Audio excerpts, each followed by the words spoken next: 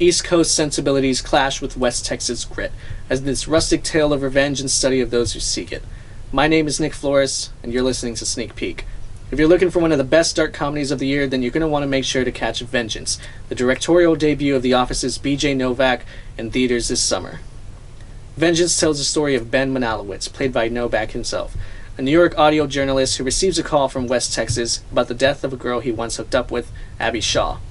Reluctantly, Ben travels to the Lone Star State to give his condolences to her family. However, when he arrives and meets Abby's goofy but distraught older brother Ty, played by Boyd Holbrook, Ty claims Abby was murdered, and Ben gets sucked into the investigation as he creates a mix of a true crime podcast and his ideas about the conspiracies created by the divisions of American society today, or as he likes to call it, the new American reality.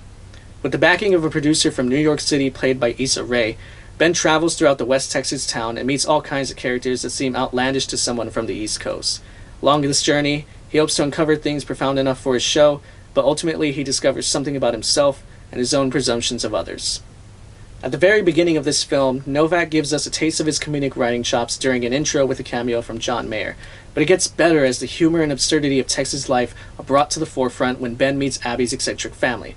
Instead of relying on the stereotypes of Texans that we see so often in other media, Novak seems to have really done his research of a true West Texas lifestyle, implementing jokes about things like stealing Whataburger tents, the University of Texas and Texas Tech rivalry, and even implementing our own rodeo. Novak creates real characters throughout the dialogue and behaviors of Abby's family, cartel members, and random Texans instead of just displaying Texans as outrageously Western and simple-minded. But aside from the Texas jokes, Novak manages to write an extremely witty and engaging story with many impactful moments as well. The film is full of profound and emotional monologues, especially from Ashton Kutcher's character, the slick-as-oil music producer Quentin Sellers, who honestly steals the show despite his limited screen time.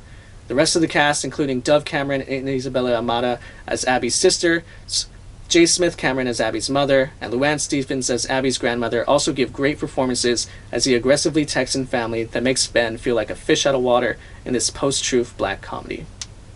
This film is especially impressive because this is Novak's first film as a director, a writer, and as an actor in a leading role. His strengths as both a writer and a filmmaker are very obvious and are brought to the forefront of this movie, however so are his weaknesses.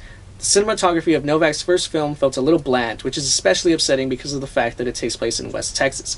I feel like Novak and cinematographer Lynn Moncrief could have taken a much more unique route in displaying the beauty of West Texas, but fortunately it did not completely take me out of the experience. I think part of that comes from Novak's sensibilities. It's clear to me that Novak, coming into the directorial chair, has more of a preference for the written word than the visuals. Vengeance reminds me of actor-director films of the past, such as Ben Stiller's The Secret Life of Walter Mitty.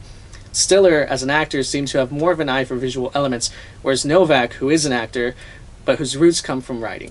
I think a stronger visual style would have really helped this movie, but the writing is so strong that it was still an enjoyable watch. If you've seen it, what did you think of Vengeance? If not, will you be watching the film? Let us know at Sneak Peek TV on social media. I'm Nick Flores, and thanks for listening.